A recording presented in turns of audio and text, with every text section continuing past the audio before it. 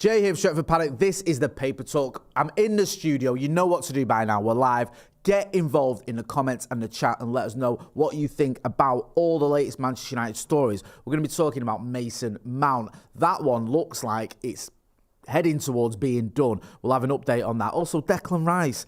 Seems United are trying to hijack the Arsenal deal for Declan Rice. That's what it's being termed as in the papers anyway, so we'll get into all that. We'll also talk about the youngster Rasmus Hojlund, if I'm pronouncing that one right. Forgive me if I'm not. Could be something happening on that front as well. And a few other general footballing stories that are quite relevant to Manchester United Football Club. So do get involved and let us know what you think about any of them, all of them. You might be wondering why we're late today. Why are we going live at 12 o'clock instead of our usual 10:30 slot? Well, we've had an interview that went out this morning. Aaron Wan-Bissaka chatting to Adam McCullough. A really good interview. Maka went down to the training ground, chatted with United's right back. A really good, relaxed chat as well. You could see how he got the best out of him as well. Really good stuff. Loved it. Go and check that out. After this one, don't go yet. Stay around because I want to talk to you about all the latest Manchester United news. Let's see who's in the chats already. Danny Inns, Min Hojlund, Brian Casey, James Matthews, Prabhav Kandawal, Duncan Rice, Adam Jones, times his money. Santa Not says it's McTominay J. Why not? Glenn F, Simon Platt, Stephen Vario, all in the chat. Good to see you all. Make sure, people, you're hitting that like button. Give us a like. There's almost 500 watches straight away. We need to get to 200 likes. Otherwise, I don't know what's going to happen. Something terrible. Right, let's start with the news. Should we start with Rasmus Hojlund? So you can see here there's a post by The Athletic. They've done a piece on it. Laurie Whitwell, friend of the channel, of course, says Manchester United have held detailed talks over potential deals for Atalanta striker Rasmus Hojlund and Eintracht Frankfurt forward Randall Kolo Muani. Now, just on the Hojlund front, there's a few stories out and about there that Erik ten Hag has taken a sort of hands-on approach to this transfer. He's been making calls, he's been involved in it, trying to get this deal over the line. Hojlund makes a lot of sense. This is a youngster who's scoring goals for Atalanta, wouldn't cost the earth, and if we are going to get some bodies in this summer, if we are going to go all out and get a big-name striker like a Harry Kane, or perhaps a Victor Osimhen, or even a Gonzalo Ramos, you need a backup. I've been saying this, I'm blue in the face, and maybe someone like a Hojlund can be that younger player that comes in. Here is the story about the calls as well. Told you he'd been making calls. Says here, Rasmus Hojlund only joined Atalanta last year, but has been viewed as a potential striker signing by Manchester United. Goes on to say there, Manchester United manager Erik ten Hag has held multiple video calls with the striker as well. So that's good to see that Erik ten Hag obviously wants this lad getting involved, making some calls, if you can believe what you read in the Manchester Evening News, with a view to getting this deal done. We need more than one striker. I've been saying this. You can't rely on Anthony Martial. I like him, but he's just too injury prone. I mean, he's injured now. He's not going to play in the FA Cup final because he didn't get injured after the game against Fulham. Really bizarre, but yeah, another injury. Wout Weghorst, I doubt very much he's going to be in next season. I think all the reports indicate he won't be. Yes, Marcus Rashford can play down the middle, but if you just have one striker and Marcus, that's not enough for me, especially when Marcus's best position is coming in from the left-hand side. Plus, you can see it at City. You see the way they rotate. They have Alvarez. They have... who's that lad who plays up front for him? A blonde lad. He was at Molde years ago. I can't remember his name. Oh, you know what I mean. He scores a few goals now and again. Bit of a tapping merchant. Yeah, they've got him. And I think they've got a youngster. Is it Cole Palmer or whoever it is who can also help out as well? They've got some options. I'm not saying we should just do what City did, but they have been, relatively successful this season. You need more than just one striker signing. In my opinion, you may disagree. Get involved in the comments in the chat and let us know what you think about it. Do you like this kid? Do you want us to sign two strikers? Do you think we just need one? I want to hear from you people. Bill O'Reilly says 50 million if it's United. Joke. Bill O'Reilly also says 30 million if Villa or Spurs wanted to sign that lad. Brian Casey says Hojlund is part of the same agency as Ten Hag. This deal is done already. Fingers crossed emoji. Who knows? Maybe it is. Stuart Meek says, morning Jay. Getting haircut today. Eye emoji and a kiss emoji. I know Stu. How you doing, Stu? Rebecca Jade O'Sullivan says, doesn't he have a release clause? Jamie White says, about time we had a young striker coming in. Yep, I agree with all those things. every striker we've signed, pretty much every striker we've signed since I can remember, has been past his best. I think there's only, well, not everyone. There was, Anthony Martial was obviously young. Romelu Lukaku, I think, was early mid-20s. But other than those two, most of them, Igalo, Cavani, Ronnie, who else am I missing? Weghorst. There's been a lot of stopgaps there. There's been a lot of players who are either at the peak or just past it, if we're being honest. I mean, look at Zlatan, he was in his 30s. Cavani was in his 30s. Igalo was in his 30s. Ronnie was in his 30s. As a striker, that's not your peak. Hook, welcome to the first team. Thanks for your support as well. Got extra content if you join the membership. Go and check that out as well. Yeah, with the Hojlund thing, looks like there's something in it. Just looking at his numbers, I mean, let's have a little look-see here on the old stats. Because he has had a very good season at Atalanta. Went there in the summer from Sturm Graz and has scored, I think it's 9 goals, is it, in total. His record for Denmark is even better. He's got 4 appearances for Denmark and 5 goals. Oh, there you go, sorry. Denmark international Hojlund has stuck 15 goals. I don't know where I'm getting 9 from. 15 goals in 41 games for Atalanta. So, very good record there for his club. Even better one for his country. Only young, 20 years old, nowhere near his best yet. Could come in, hopefully, and be an option for Manchester United. It'd make a lot of sense for us to sign him, especially if Erik ten Hag wants him. Let's get it done. Joel Eaton says, new camera, Jay, looking 8K sharp. No, these are the cameras we're using in the studio. We just changed the setup a little bit, so I'm glad you appreciate it. Glenn F says, yes, Evan Ferguson. There's an option you could go for. I think you're going to pay a little bit of a premium. I know he's only 8. Is he 18? But Brighton don't sell players that cheaply. And also, I think he's just signed a new deal at Brighton. So if you are going to get Evan Ferguson in, you might want to, or you might have to pay quite a bit of money. Should we talk about someone else anyway? Let's talk about Onana, this keeper that we've been linked with. Ten Hag keen on Onana. It says, according to a report by La Gazzetta dello Sporto, as cited by Man United News, United manager Erik ten Hag is keen on being reunited with Inter Milan goalkeeper Andre Onana at Old Trafford. The Cameroon international worked with Ten Hag at Ajax, making more than 140 appearances under his stewardship. He joined Inter on a free transfer last summer and has impressed in his debut season in Italy. We do expect a goalkeeper to arrive. We don't know what's happening with David De Gea yet, but I think Erik ten Hag was saying he wants options.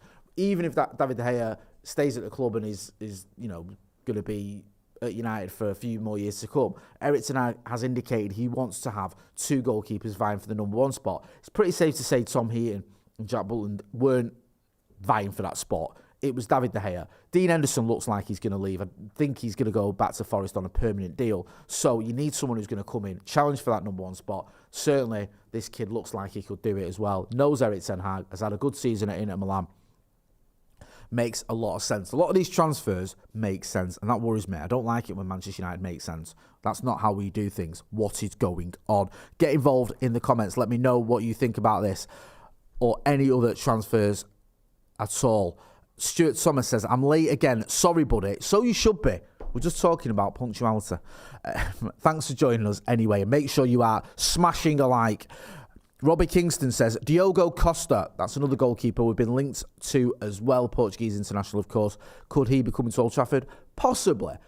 We do like to be linked, don't we, with players that played under Erik ten Hag. I know he signed Anthony and he signed Lisandro Martinez as well, but we do get linked with sort of every player that played at Ajax under Erik ten Hag, even players that didn't play under him or were just in the Dutch league, we get linked with. It'll be interesting to see if anything comes of this Onana link. Makes a kind of a bit of sense, though. Witterbird says, it's Friday, so an additional bid is coming in. Really?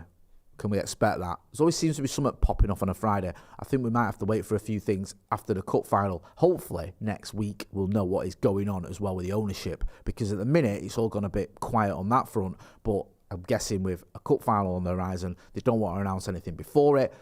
Maybe we'll find out after it. Do you remember when they announced Louis van Gaal had been sacked basically an hour after he won the FA Cup and then Jose was coming in? It was ridiculous, that. So distasteful. But, yeah, I won't moan if we find out straight away what is happening with the ownership. Thomas Holmes says, I'm bricking it for tomorrow, Jay. I need some words of encouragement. Yes, Thomas, lots of words of encouragement. City are rubbish. They haven't even got any decent players. Don't worry about it. We got this. Should we move on? let's talk about this swap deal. Manchester United launch swap deal in Mason Mount transfer as Erik ten Hag makes feelings clear. This is talking about how Harry Maguire could be used as a swap deal. Is a swap deal? No, let's use the right words. In a swap deal for Mason Mount. We know from the news that broke in the Telegraph on Wednesday evening that Mason Mount has agreed terms with Manchester United, but that doesn't mean that Manchester United have agreed a deal with Chelsea. Now, the latest story indicates that Harry Maguire could be used as part of the sort of make weight in that deal. Maguire, who still has a few years left on his contract, there was talk that United would have to pay him out of around 10 million quid. Chelsea were rumoured to be interested in Harry Maguire last summer. I think this makes a lot of sense. Now, you might look at it and go, Harry Maguire, he's not good enough, Chelsea ain't going to want him. He's still an established Premier League defender and he's still an England international. And I think he goes straight into that Chelsea side. I really do. They've had some problems at centre-back position this season. We know that Koulibaly hasn't really lived up to the expectation. Thiago Silva, obviously, he's touching 40. They need some options. They have got some decent defenders. Fofana, who I was ridiculed for questioning when Manchester United were linked with, he's not had the best season. I know he had a right stinker at Old Trafford, and I don't think he's been as bad in other games this season, but there's still question marks there. I think someone like Harry Maguire going into that defence could do a job for them, and I think he goes straight in there. I do think he starts for them. And if they're not actually paying any money for him, if they're getting some money off Manchester United and Harry Maguire, for me, it feels like a bit of a no-brainer for them. They need to get some players off their books, but a swap deal might put them off because it's not actually getting anyone off. It's just bringing one in, getting rid of one. But if it's a player that comes in and actually goes straight into the team in a position you need filling, it makes sense. And he's English as well, so you're losing an English player and getting an English player in, which kind of helps with the sort of, some of the targets you have to hit.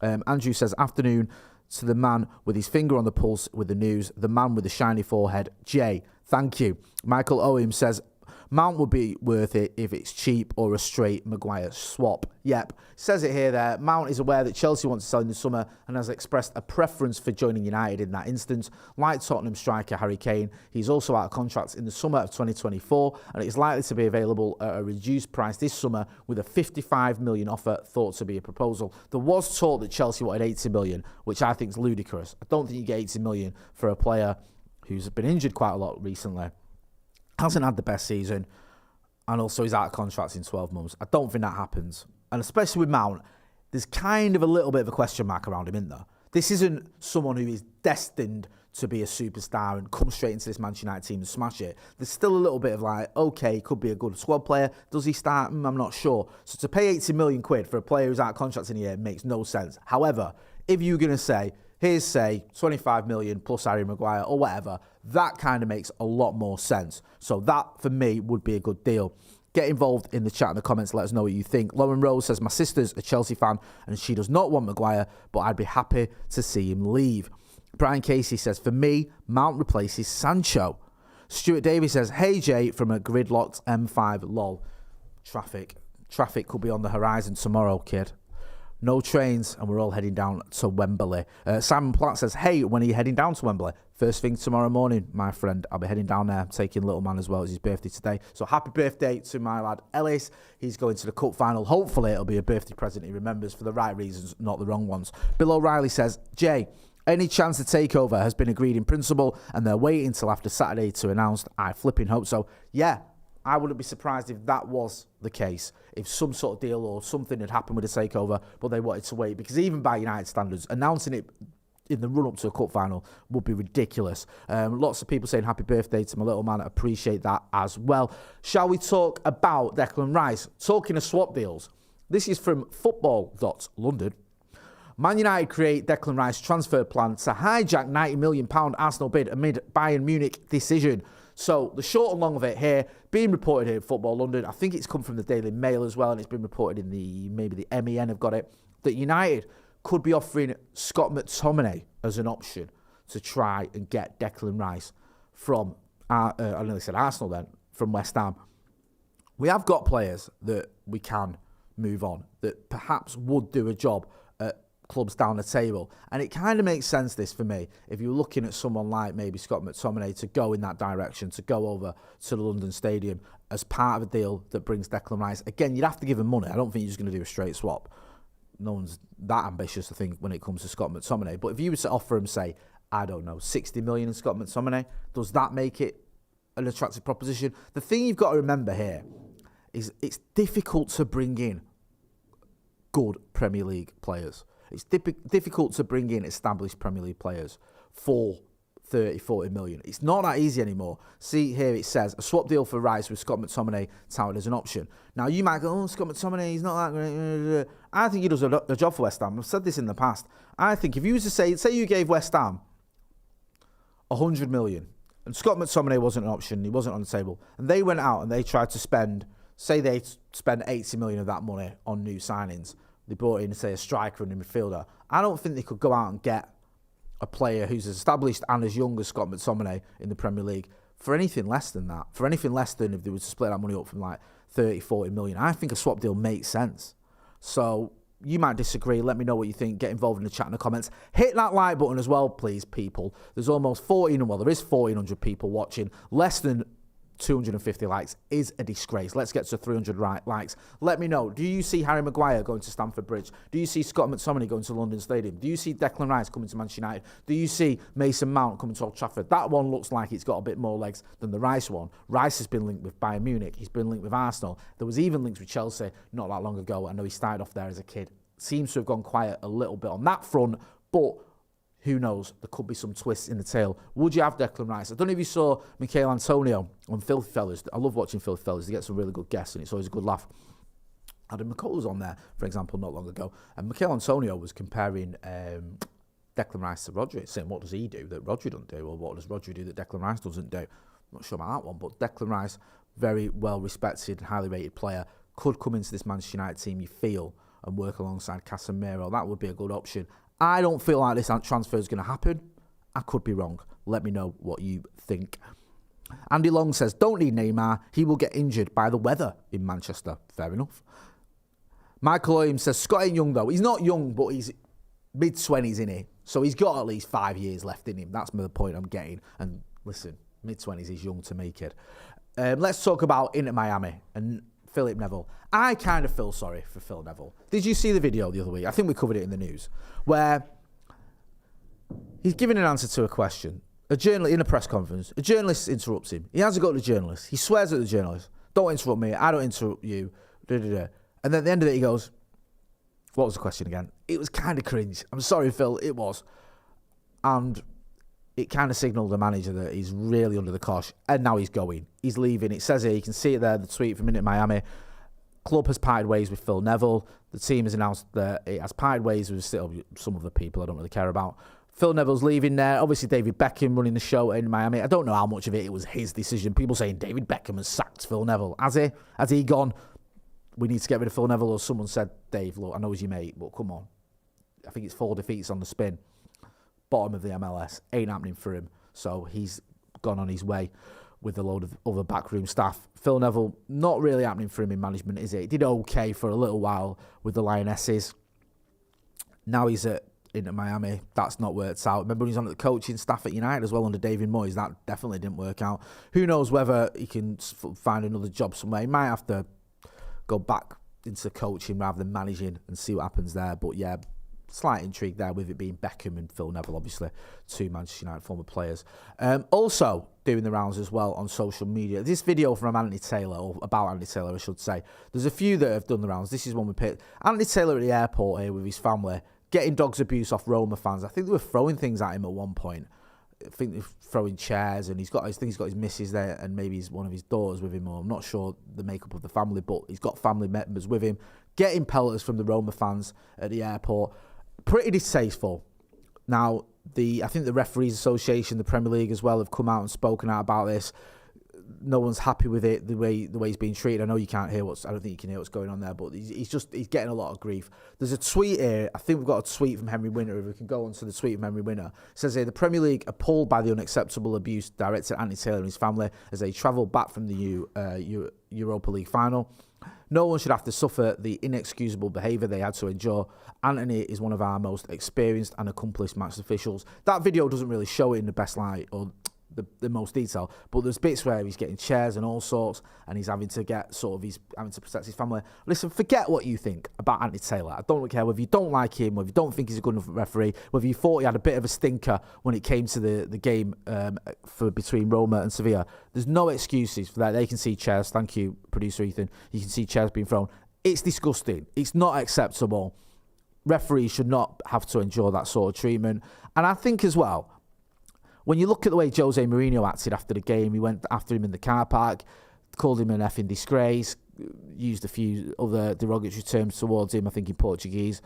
It's not okay. You can't be treating referees like that. And it kind of sets the tone as well for your own fans if you've got the manager acting like that. And I'm not one for thinking that Jose Mourinho was the bogeyman or whatever, but let's not defend just awful behaviour. Not okay. Has to be dealt with, and I don't think Anthony Taylor deserves that, regardless of whether you think he had a bad game or not. It's not an acceptable behaviour. Theo Fergu says, only this channel, Fonks, are getting Kane. Couldn't have put it better myself. Lauren Rose says, I'd be happy with Rice and Mount, but I hope it doesn't affect us getting strikers. I like that. Agree with that sentiment. Right, okay. I'm going to wrap it up there. Thanks to everyone who got involved in the chat and the comments.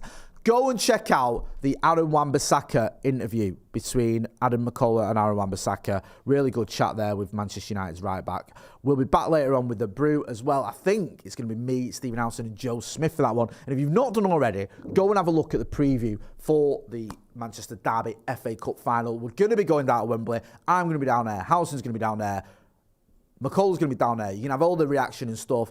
Plus, you can have the watch along here. So make sure you're checking out all the other videos we've got and are subscribing to the channel. We're going to have you covered for the derby. We're going to have you covered if there's any developing news stories, whether it's a takeover, whether it's transfers, all that stuff. We've got you back. So make sure you are hitting like, share and subscribe. I'm Jay Motti. This has been The Paper Talk. Thanks for watching.